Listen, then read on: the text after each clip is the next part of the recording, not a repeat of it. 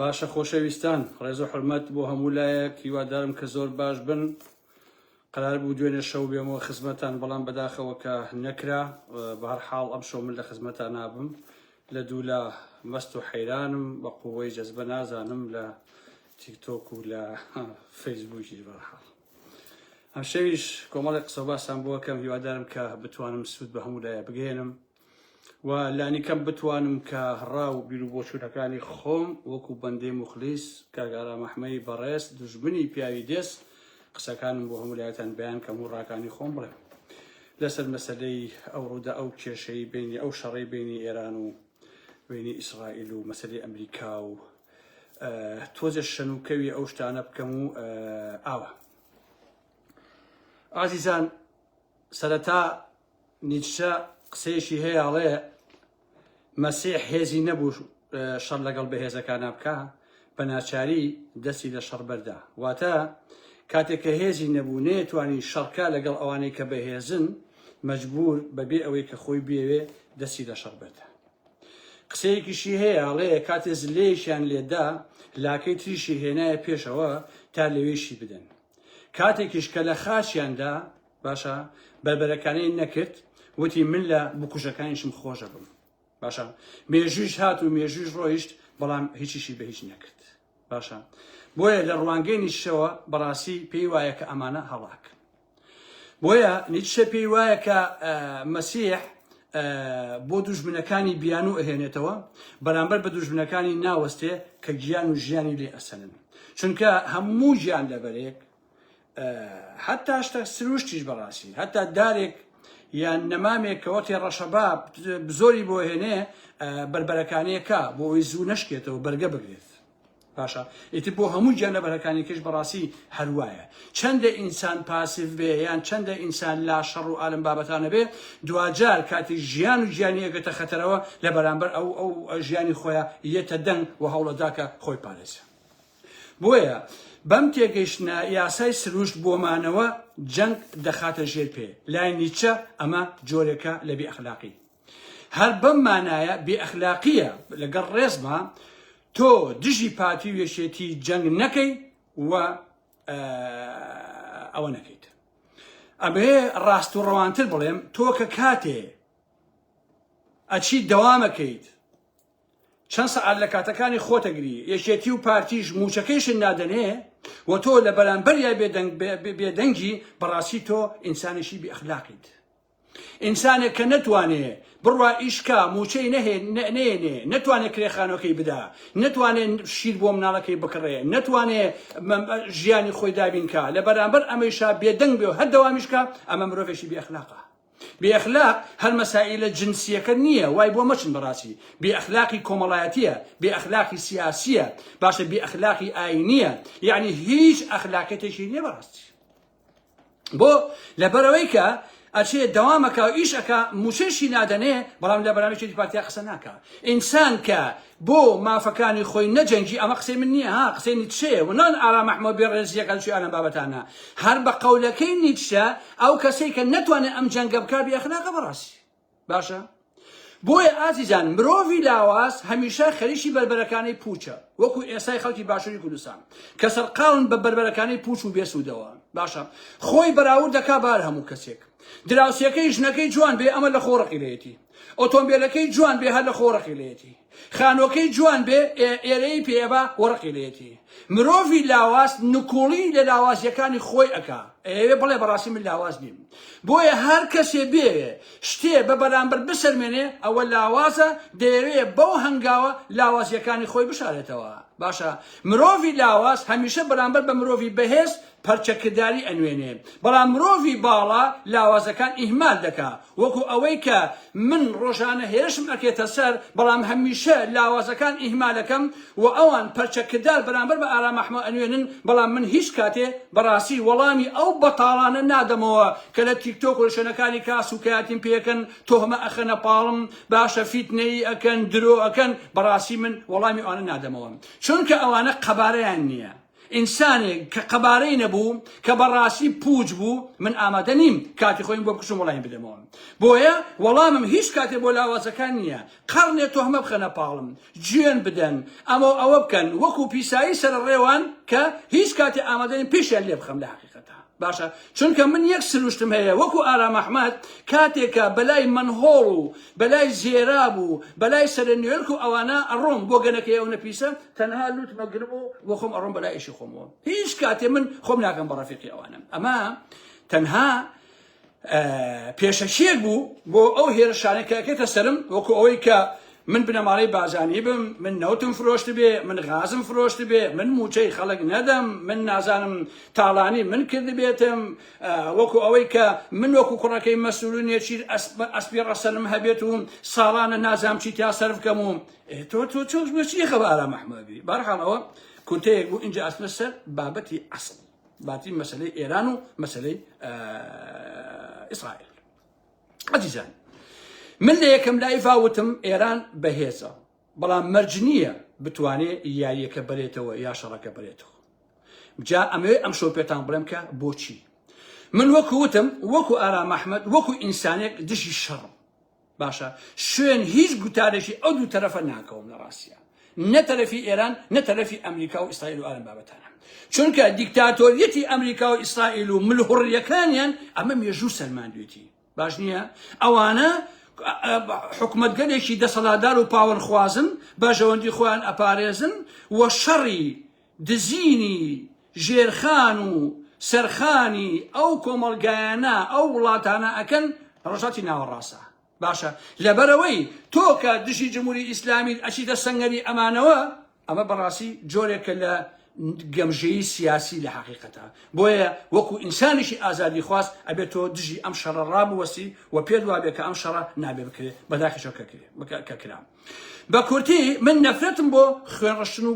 بۆ ئەوە هەیە ئێستا من 30 ساڵە من دژی یەکێتی و پارتیم ئازیزانی ئارام ئەحمەد خۆتان نەزان 30 ساڵە یەکێتی و پارتی نایاڵم بێمە بۆ کوردستان ئەمە وەکو نمونەوەتان هێنمەوە بەڵام من بەیانی ئامادە نیم بڕۆم ببم بە جاشی حەشری شەعبی بۆ ڕووخاندنی پارتی یەکێتی ئەگەر خۆم بۆم کرا یەکێتی و پارتی بڕووخێنم لەگەڵ خەڵکی کوردستانە بتوانین ئەوان لابین و حکوومەتێکی تر دروستکەین ئەوە من لەگەڵیان بەڕاستی بەڵام من بڕۆم ببم بە جاشی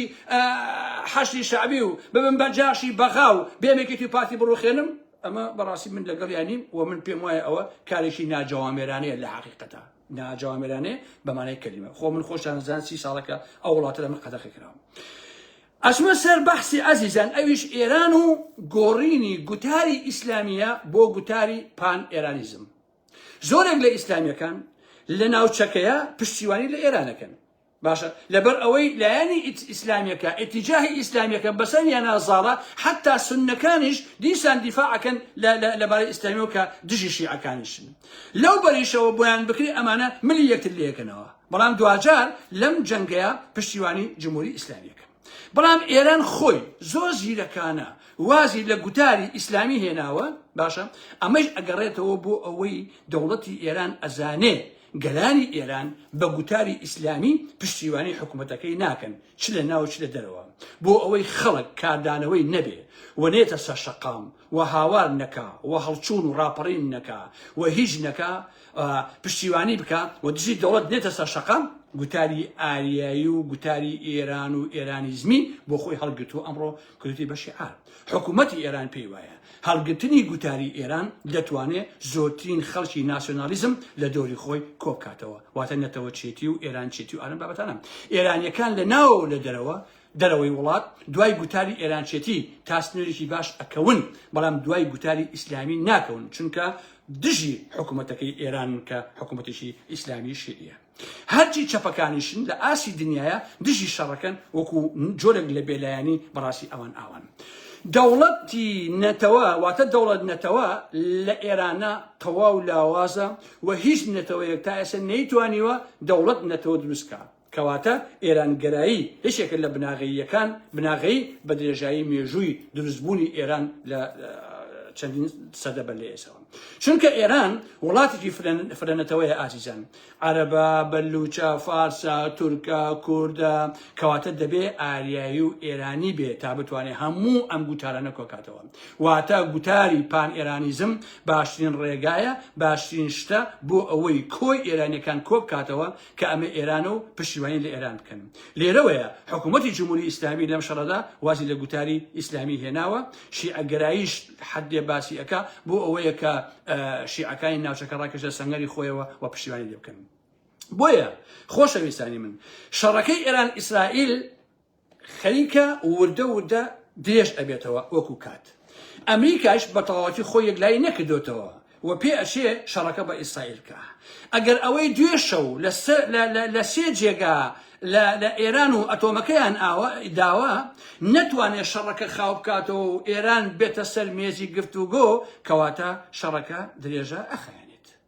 ئەم بەیانیە بەریتانیاش ئەیوت ئەوەی ئەمریکا کردی لە پێناوی ئەوەدا بووە هەڕەشەی ئێران کەم کاتەوە لە ناوچەکەیە واتە دەبێت تاران ڕێگەی ئاشتی بگرێتە بەر و ئاشتی خۆڵەکە هەتا ئەکرێ یا زۆترین یارمەتی سەربازی بدەن بە ئیسرائیل با بڵێن هەتا بنکەربستری بدەنێ بۆ لێدان لە دامەزراوی ئەتۆمی بەڵام دوێنێشەوە ئەمریکا خۆی ئەو کاری کرد بەڵام خۆ باسەکە تەنها مەسەلەی ئەتۆمی نییە لە ئێرانە ئاجزانی ئارام ئەحمەد هەر لێدان نییە لە هەردوو ویزگەی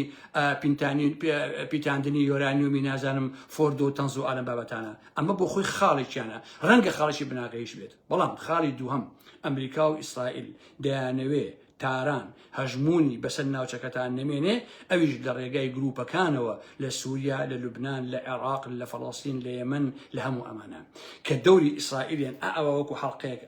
دابوو لە ساڵی 1970 کە شۆڕش لە ئێرانە کراوە ئەم دەوڵەتە شیعاری مەرگ بەر ئەمریکا مەرگ بەر ئیسرائیلی هەڵگرتووە و هەمیشە ئەم شیعارە بەسەریا زاڵ بووە بۆیە بە بۆچوونی ئەوانەی کە شارەزای شەڕن چونکە شەڕی زەمینی زەحمەتە لە بینی ئێران و ئیسرائیلدا نمونەیەکیشمان نییە کە تەنها بە ساروخ و بە فڕۆکە شەڕ یەکلای بوو بێتەوە کەواتە وەکو لە یەکەم لایڤە و بۆ ئێوەم ڕوون کردەوە و ئێستاش بۆتان باسەکەمەوە ئێران یان ئەبێ واز لە بەرنامە ئەتۆمیەکەی بهێنێ و بێتەوە سەرمێزی گفتوگۆ ڕازی ببێ ئاشتی بکە لەمە بەدەر بەڕاستی پچوو بەبێتەوە هەرچەندە ئەم بەرنامەی ئەتۆمیە ڕەنگە زۆر کەس نەزانێت بناغەکەی لە ساڵی 1974 حەمەڕەزا شا دایناوە واتە ئێران دەمێکە پێش جمهوری ئیسلامیش ئەوێ ببێ بە خەوانی چەکی ئەتۆم کە من بۆ خۆم بە مافیڕەوەی خۆی زانم بەڕاستی بۆ ئیسرائیل هەیەی ئەمریکا هەیەی پاکستان هەیەی دنیا هەیەی بە ئێرانی شەی بێ بەڵامتی دیارە ئەمریکا و ئیسرائیل و ئەوانە نایانەوێت هێزن ناوچەکە هەبێ کە بتوانێت بربەرەکانێکە ئەبێ ئەو ناوچەیە هەمیشە زەلیل و دەسەنەوە خوار و قوربەتەی ئەمانە بێت بە هەر حاڵ ئازانی ئارام ئەحمەد چەندە شەڕەکە درێژ بێتەوە ئەوەندە بەزەرەری ئێرانە چونکە بە تەواوی ئێران بێهێزەکەن بە جۆرە بێئێزیەکەن توانای هیچ شتێکی نەمێنێت باش نییە چونکە عەرەبەکان کوردەکان بلوچەکان بە چەک و بەشەڕ بێدەنکراون ساڵی 1970 زۆر کەس لە بیرێتی کە ئێستا لە خەیاڵی خەڵکا ماوە کە چۆن ئەوانێتەوە بەڕای من حکوومەتی ئێران ئەگەر نەچێتە سەرمێزی گفتوگۆ ئەگەر ڕێکەوتن نەکا لە باشترین حاڵدا بچووک ئەبێتەوە بۆ حکوومەتێکی محەلی تەنها لە تارانە ئێران جوغرافیاشی فراوانی هەیە ئازیزانی ئارام ئەحمەد نفوسێکی زۆری هەیە دەسەڵاتی بەسەر هەموو ئێراندا نامێنێت پشێوی زیاتر و زیاتر ئەبێت برسێتی و هەژاری بەتەواوەتی زۆرتر ئەبێ بەربینی ئەو خەڵکە ئەگرێ نەمانی پارە و بانقەکان کێشەی نەمانی نەوت و غاز و بەنزین و پێداویستیەکانی تر باش نییە کە لە پاڵاوەکان ئەدرێ ژیانی ئاسایی و کۆمەڵایەتی بەمانەی کەلیمە نامێنێ کەواتە شەڕی درێژخایەن تەواو بەزەرەری ئێرانە لەبەرەوەی کە لە سا 65 خەڵکی ئێران لە ژێر هێڵی هەژاریەوەیە خەڵکی ئێران بەرگەی ئەم شەڕە ناگرێ ئەگەر کاتەکانی زۆر بخایەنێت ئەگەر زۆر بخایەنێ ڕەنگە بە ملیۆن خەڵک لە تارانە پەلامار بدا و بیانێ دەوڵەت لا بدەن و ئاڵوگۆڕ بکەن بۆی شەڕەکان لە کۆڵ بێتەوە بەڕاستی ئەمە مێژوو ئەمە ئایندە ئەگەر ئەم دوو ڕێگەی نەبێ باش نییە بۆیە خەڵک کە ژیانی نامێنێ ڕەو دەست پێەکە کاکە کۆش دەست پێەکە بۆ پاکستان بۆ عێراق باشە ئەمە خەتەرە حتا بۆ خەڵکی ئیسرائیلیش بۆ ئەگەدایتان خەڵکی ئەوێش ئەکرێ ڕەو بکەن خەڵکی ئیسرائیلیش بەڵام کەمتر لە ئێران چونکە نفوسی ئەو 9 ملیۆن 10 ملیۆن و نفوسی ئێرانیش 90 ملیۆن و ئالم بابەتانە و ژیانی ڕەفاهێتی ئەوێ کە خەڵک نان و فڵانی هەیە و ئێران کە لەو پەڕی دامایی و ئەوایە ئەمە خۆی ئەم دەوڵەتانی ئەم ناوچەی ئێمەش ئازیزان خەڵکی ئێران سێ بەشی سواڵەکە ئەمیش هەر خەریکی چەک و جبەخانە و ساڕۆخی دروست کردووە لە ئێرانە ماڵی ئاوابێ ئەو پارەی کە لەوانە سەرفی کردووە تۆی جمهوری ئیسلامی یا ئەوەی کە لە سووریا و لە فەڵەستین لەکوێ سەرفی کردووە وەڵڵا سەرفی میلەتەکەی خۆت بکردایە نە شەڕت تووشە بوو نە کەس ڕقی لیاڵەگرتی بۆ خۆت ئەوتوانی دەوڵەتداری بکەیت و خەڵکەکەش کە هەناسەیەکی ڕەحەتیان هەڵمژەیە بەڕاستی کاکە بەهەرحاڵ بەڵام ئەوان پشیوانیان زۆرە و ئێرانیش ئەو پشیوانی نییە لە ڕاستیە باشە تورکیا دەرگاکانی داخستووە ڕوبە ئێران ناوێت کێشە و ئەزمەی خەڵک بۆ خۆی قوڵەکە من نازانم عێراق دەرگاکان ئەکاتەوە بە تەواوەتی یان نە پێم وایە کە ئیکاتەوە کە ئەمەش ئەبێتە کێشە بۆ ئێران رووسیا بۆ پشتیوانی لە ئێران من خۆم هەر بە دەمیێزانم لە حقیقەتا خۆشەویستان ئەویش بە ژەوندیەکانی خۆی وێتی قەسەم بەخوا زۆر خۆی فشکاتەوە بڵێ ئەمە یەکەم و ئەوەکەم و ئەوەکەم ئەو رووسایە ئەو پەڕی ئەمریکا و ئەوانە بڵێن بابە ئۆکرانیا بۆ تۆ واز لە ئێران بێنن کوڕەڵێ مەمنونیشم بنیوەی ئۆکرانیاش واز لە ئێران بێنێت بۆچی لەبەر ئەمە هەمی مەسەلەکە بەژەوەندیە بۆیە خۆشەویستانی ئارام محمد ئەم شەڕە کارەساتە بۆ ناوچەکە ئەوە هێشتا زووە هێشتا چەند ڕۆژێکە بۆیە بە تەواوەتی پێ دیاری نایە دەنا بۆ کۆی ئەو کۆمەڵگەیانە لەو ناوچەیە بۆ هەمان کارەساتە بەڕاستی حتا بۆ نمونە بۆ باشووری کوردستان خۆتان نەزانن عەزیزان کە زۆر شتێ لە ئێرانەوە ئاهات بۆ خەڵکی باشووری کوردستان و بۆ عێراق لەم بابەتانە ڕەنگە ئەمانە هەمووی بوابێ کە ئەسڵەن هەنێ بۆ باشوور ئەویش هەر بۆ خۆی تووشی کێشا بێ مەسەلەی خواردن و ئالەم بابەتانە بۆ ئێوەکو ئیشارەم پێدا بە ساروخ و فڕۆکە ڕوخاندنی ئێران ئاوا بەزوی ناکرێت کەواتە ئەگەر نەکەونە سەر ڕێکەوتن لە بینی بۆ نمونە کە دوێشەوە لێیان داوە مەسایلی ئەتۆموانە ئێران لەگەڵ ئەمریکا و ئەوانە دانیشتن کات و کێشەکان بە دانیشتن بوانە حلکەن و واز لەم پیتاندنی ئەم فلان و فیسارانە بهێنێ ئەتوانێت حکوومەتەکە بمێنێتەوە و ئەشتوانێ باری شتەکانی پاسترکەنەوە بەڵام ئەگەر شەڕەکە بەردەوام بکەن درێژەی پێ بدەن من پێم وایە زۆر بەزەری ئێرانە و بەزەری حکوومەتەکەیەتی ئەوە قسەی منە نایشتمێ زۆر قسە لەسەر ئەم مۆزوع بکەم چونکە من یەک دوو جار لەسەر ئەمانە قسەکەم ئازیزان ڕاو بیر و بۆچوونەکانی خۆم لە لایوی پێشوا وتومە ئەمە لایوی دووەمی شەکە باسی یەکەم لە کۆتا قسە و باسەکانما لە لایوی پێشوا باسی سەید قوتب و حەسەن بەنام کرد ئازیزان کۆمەڵی خەڵک نامیان نردووە کاگارەمەوە جا خەڵکی ئێمە زۆر دامەوە ئازیزانی ئارام ئەحمەد بەڕاستی زۆر دامەوە ئاگاداری مێژوو نییە باش نییە تێی ناکەم بەڕاستی بۆشی ئاوایە أي ربي عافيتي بكاك آرام أحمد جان سيد قطب لهزان صوب أنجايا بوبا إخوان المسلمين لأنه صوب شخص شاشة دول الرجيشتين اجتماعيش لسيدالة دراوة لبروي هولي تيور كدني جمال عبد الناصر داوة حسن البنايش هزار ونوصلوا شلونو لمصر تيور كراوة أيش بيشة دزغي مخابراتي وأمني مصر توريان كذبين إنجا عزيزان مسألة موساد و ئەمانە عیلاقی بەسەر دامەزناندنی دەوڵەتی ئیسرائیلەوە نییە لە دوای حربی عالەمی دووەمەوە بەڕاستی تۆ نابێ ئەمە بەسیتەوە بووە باسەکە لەسەر ناوەکەی نییە کە ناوی موسادە بەڕاستی چونکە شۆڕژ گێڕەجووەکان بەپێی بەڵگەنامەکان کە لەم کتێبخانەی منە هەیە و لە بەردەستمایە لە 1940 باشە واتە جووەکانی پینسک یەکگرتووانە هەوڵیان داوە دەسەڵاتی قڕاڵ و ڕژێمەکان بڕوخێنن یعنی زۆر پێشتر ئەمانە بووە پۆڵای زاینی کرێکارانی زایۆنیست کە ناوەکەیان ئەوە لەو کاتا بوونی هەبووە لە 1940 جووە ئەڵمانیەکان بازرگانی بیرەیان کردووە یعنی ئەم مەشروب ئەم بیرەیەکە ئێستا خەڵکی خواتەوە لە 1923 گۆڵدمایر ئەگاتە فەڵەستین و کارەکانی خۆیانەکەن لە 1929 لە شیکاگۆ نمایش کردووە ئاڵۆقە دراون و کێشەیان دروست کردووە لە ئەمریکایە لە 1916 بەپێی بەڵگەنامەکان ئیسحاق بنزیفی کە دوای بووە بە دووەمین سەرۆکوەزیرانی ئیسرائیل کەسێکی وەکو یاکۆف باش نییە بنگۆریۆن ئەمانە هەوڵیان داوە سەرباز کۆ بکەنەوە و لەشکرێک دروستکەن بۆ جوولەکە کەواتە کە زوابی نەکاتەوە بڵێ کاتێک کە ئارام ئەحمەد باسی سەید قوتب و حەسەن بەناکە کاکە ئەوە هەڵەیە و ئەوە دوای حربی عالەمی دووهەم ئیسرائیل داسا هیچ عیلاقی بەوە نییە بەڕاستی ئەمانە زۆر بە سەدان ساڵ بەرلەوە کاری مخابراتی خۆیان کردووە لە ئاسی دنیا بڵاو بوونەتەوە هەموو بەڵگەنامەکان پێمان ئەڵێن کە ئەم گەلە لە کێوە خەریکی ئەم مۆزوعانە باش نییە وەکووتم لە ساڵی 1970 هەڵبژاردن بۆ کۆنگرەی جووەکانی ئەمریکا کراوە خۆشەویستانی ئارام محەممەد لە 1920 کۆچیان کردو بۆ فەڵەستین بۆی کە بچن دەوڵەتی خۆیان دروستکەن باش نییە لە 1950 لە ژێرناوی موسادیان کەشف کردووە کە ئەعلانیان کردووە بۆ هەموو دنیاکە ئێمە ئەم دەستگای مخابراتیەمان هەیە ئەوکە بەڵام زۆر پێشتریش ئەمە کاریان کردووە جارەژێ هەرناویەکە بێ گرنگ نییە گرنگ عەقڵیەتەکەیە گرنگ ئەو هەیکەلە و پەیکەرەیە کە ئەمانە بڕوایان پێ هەبووە و کاریان لەسەر کردووە تا دەستیان پێگەیشتووە هەم بە دەوڵەت و هەم دەستگاکەشیان بە تەواوەتیان بە دەستی خۆیان کۆنتڕۆلیان کردووە و بە هەموو دنیایان ناسووە کە ئێمە دەستگایشی ئەومان هەیە باش نییە چونکە ئەمانە زۆر پێشتر وەکو تۆنی جاڵجاڵەکە لە دەیان وڵات باشە لە جوڵە و کارکردن نابوون ڕێکخراویان هەبووە لە ژێر دەیان ناوی جۆرا جۆرە کاکە هەر منتیقی خۆمان ئازیزان لە پێنجن گەڕەکەی جوولەکان هەیە لە هەڵەبجە گەڕەکی جوولەکان هەیە لە سێمانی گەڕەکی جوولەکان هەیە بەخواوەژام لە ڕانیە لازام لەکوێ گەڕەکی جوولە یعنی لە زۆر شوێن گەڕەکی جوولەکان هەبووە هەموو ئەمانە باش نییە هەرچەندە پارچە بوون و ئاوارە بوون بەڵام هەمیشە کاری خوان توانیوە بیکەن بۆیە لە دواییە دەستیان گەیشت بۆ دەوڵەتی کە ئێستا هەیە باش نییە بۆیە من قسەکەی خۆم سەدبارە ئەەکەمەوە ئازیزانی ئارام محەممەد باش نییە کە حتا ڕێکخراوەی ناوی چییە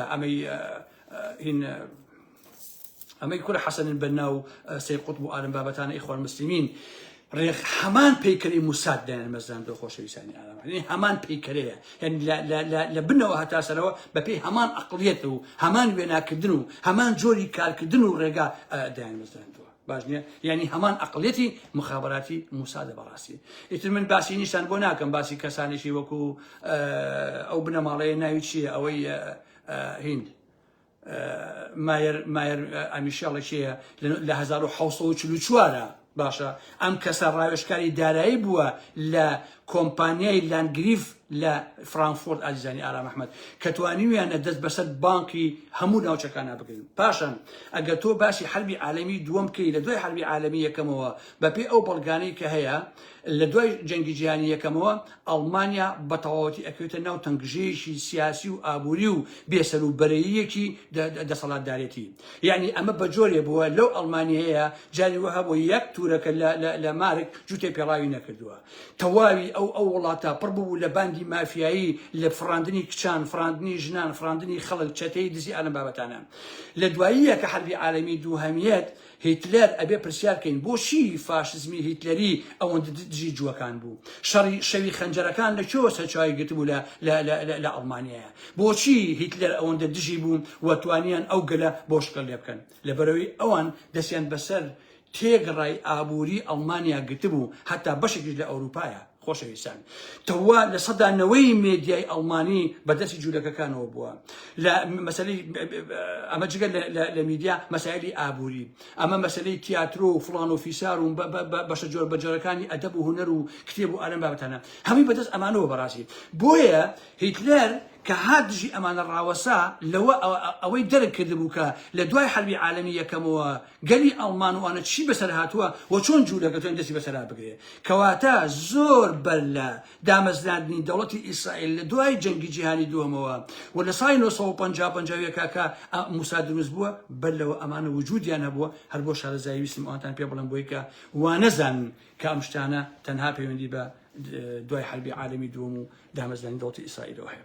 ئیتر من نیەمە کۆتایی قسە و باسەکانم خۆشەویستانی ئارام محەممەد بەداخەوە بەڕاستی زۆر بەداخەوەکە ئەو جەنگە ئەو ناوچەی گرتوتەوە و لە کۆتایە ئەو قسەی خۆم دووبارە ئەەکەمەوە کە ئەگەر ئێران نێتە سەرمێزی مفاوەزات و ڕێکەوتن لەگەڵ ئەمریکا و ئیسرائیل و ئەوانان نەکا و ئەگەر ئەم شەڕ درێژ بخایەنێ ئەوە بەزەرەری ئێرانە بە تەواویمانە و خەڵکی ئێران ناتوانن تەحملی شەڕێکی درێژ خایەن بکەن و عاقیبەتی ئەجوڵن و لە بەرامبەر حکوومەتە ڕاوەسن بەڕاستی من هەر ئەوەنەم هەبوو بەخواتان ئەسپێرم ئازیزانی ئارام محەممەد شەو شۆگاتان خۆش بێ پێشەکی قسەکانیشم بۆ کەسانە بوو کە زۆر هێش ئەکەنە سەر من ئەزانم ئەوان زۆر بستە باڵان دەستیان ناگاتە پاژنەی پێڵاوەکان ئەبێ جوێنم بنێ و تۆ هەمە بخەنە پاڵم و ئیهانە پێ بکەن بەڵام من ئەوانە بەڕاستی زۆر بچکۆلن من قەت وەڵامی بچووک نادەمەوە لە ڕاستیە خۆشەویستان بقەتیش ناویان نابم بەڕاستی 2000 لایڤم لەسەرکەن 2000 جوێنم ببن 2000 تۆمە بخەنە پاڵم بە یەک بوو شێژ ناویان نابم بەڕاستی چونکە من هیچ کاتێ دانا بەزمە ئاسی خەڵکی گرگن و بوودەڵە و هیچ دەباران نەبوو خەڵکی قەزەم و ئارم بابەتانە دەیخواتان لەگەڵ خۆشەویستە سەرچاو بە ئامیان کوژێنەوە